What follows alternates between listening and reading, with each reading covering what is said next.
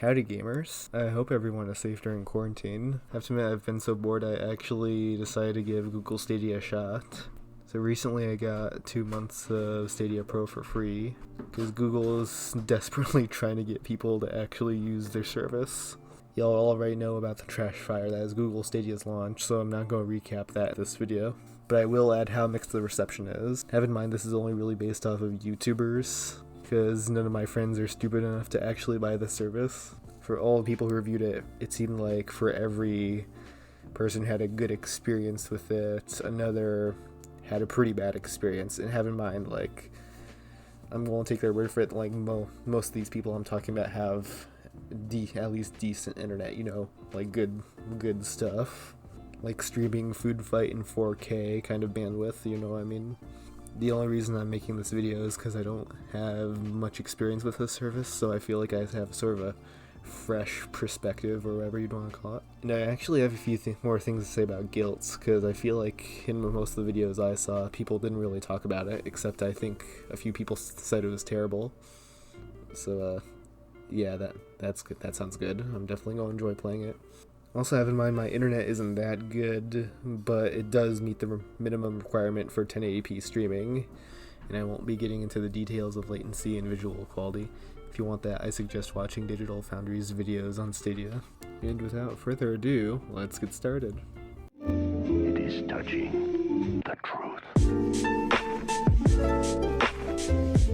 Destiny 2 is the first game I played on Stadia, and I think it perfectly shows the pros and cons of using the service. The first positive is the fact that it actually loads pretty fast. It seemed to load about as fast as it does on my PC. Graphics looked alright as well, and it ran at a consistent 60 FPS. One thing I will add is that running Destiny 2 at 60 FPS isn't really that hard to do. Even on my older graphics card, I could run it at max settings at 60 FPS. Even though there are a lot of positives, there are way more problems with the game though. First is the input lag. It's not so bad that I couldn't land my shots, but I mean it's less than ideal. You've probably seen the video showing the input lag when you're just jumping, and yeah, it's not very good. Hey, so I was just about to sit down and edit this, and I actually decided to give Google Stadia another shot. So with my original recording, the input lag was pretty bad.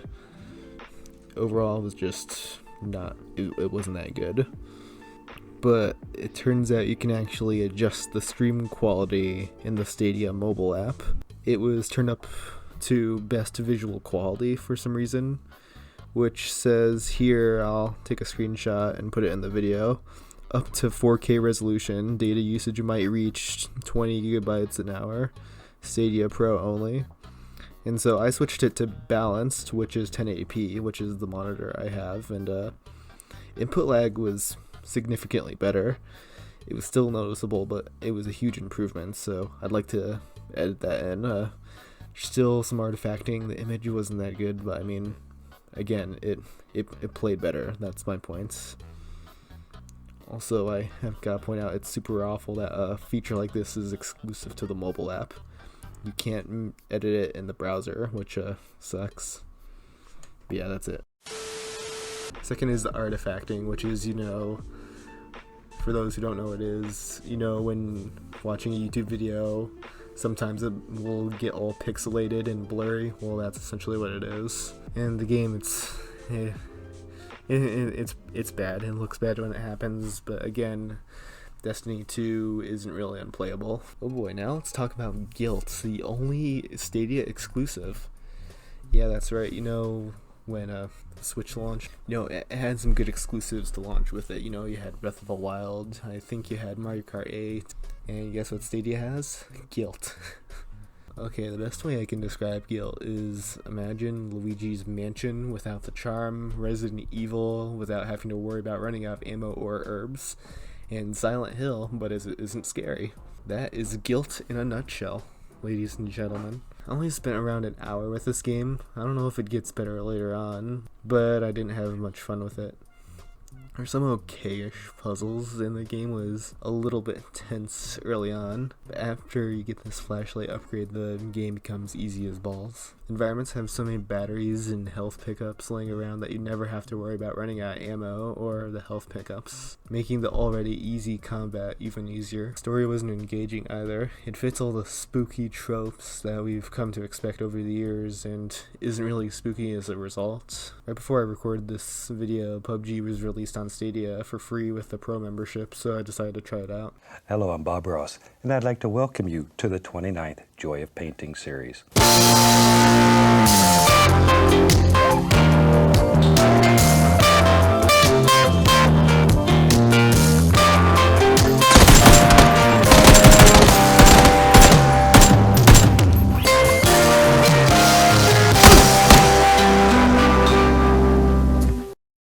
And it sure is PUBG. The input lag wasn't nearly as bad as Destiny 2, but I'm going to get more into that later.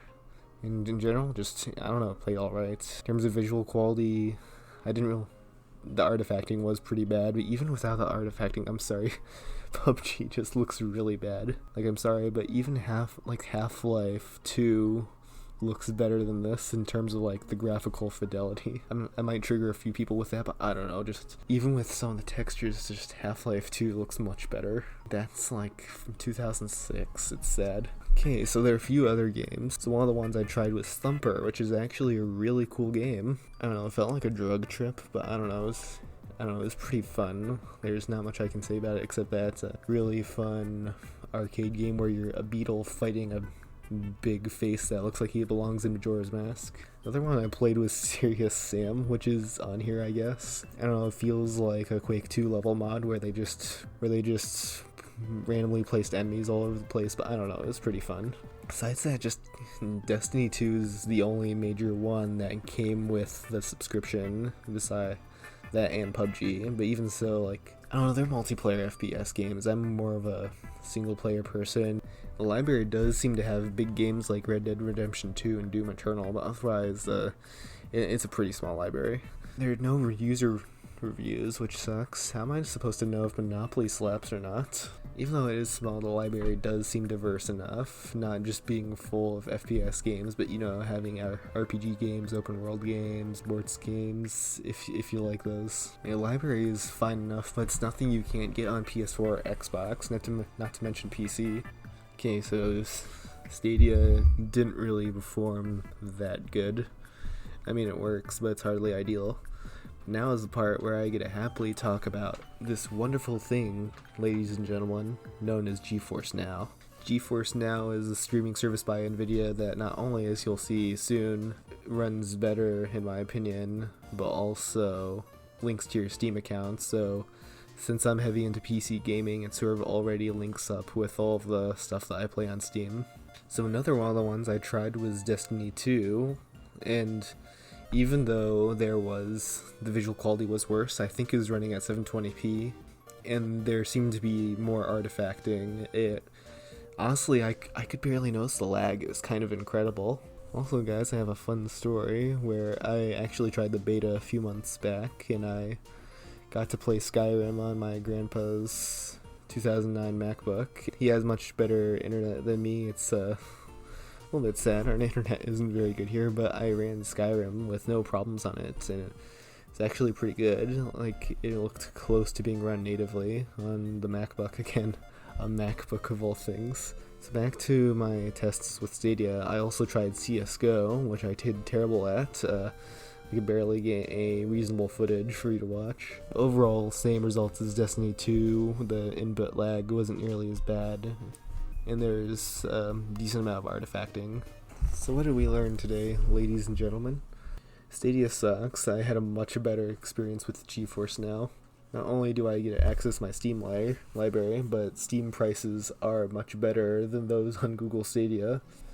Like, just Stadia, for the exception of Thumper, which actually worked pretty good. Like, if I'm going to get a better experience, I'm going to do GeForce Now. Even though I will most likely never really buy into the game streaming hype, I guess. I'll always prefer to run stuff natively on my PC. I mean, I spent over $1,000 on it, so I gotta put it to use, am I right? Stadia is another failed attempt to enter the gaming industry by these big companies. It's going to fall into irrelevancy just like the 3DO, the CDI, and the Apple Pippin. Yeah, I remember when Apple tried to get into gaming, that it didn't exactly work out that well. Apple was better off selling overpriced phones anyway. And Google, a word for you. If you want your service to succeed, you need good exclusives. And also maybe don't cut half of your features that you promised before launch. That'd be great as well. Bye.